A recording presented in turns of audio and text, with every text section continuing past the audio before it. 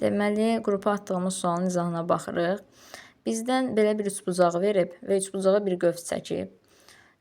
Deyir ki, YKF-in YKF qövsünün uzunluğunu tapın.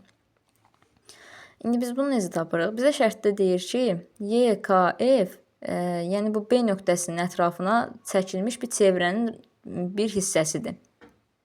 Yəni, məsələn, biz bunu belə tamamlasaq, indi əlimdə telefonluğunu tamamlaya bilmirəm.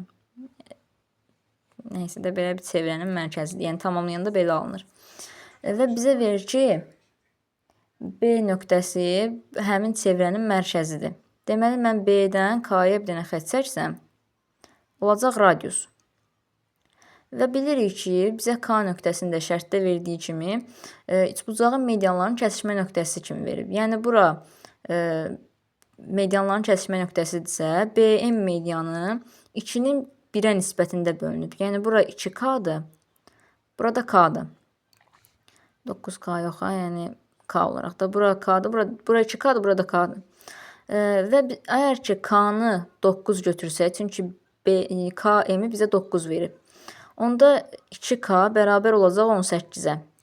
Yəni, BK bərabərdir 18-ə və bu da həmin çevrənin radiusudur. Və indi biz burada həmin qövsün, yəni uzunluğunu tapsam, qövsün uzunluğunun düsturu nə idi? Alfa bölünsün 360 vurulsun ümumi çevrənin uzunluğu, yəni 2πr.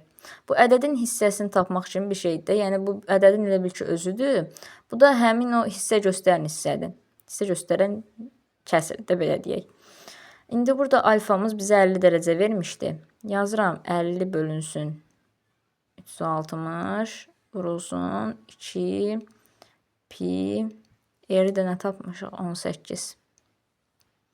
Bunu da hesablasam, burada qalır 20. 0 ixtisar gedir. 2 də ixtisar gedir. Qalır 5 pi. Deməli, həmin YKF-in uzunluğu 5 pi-dir.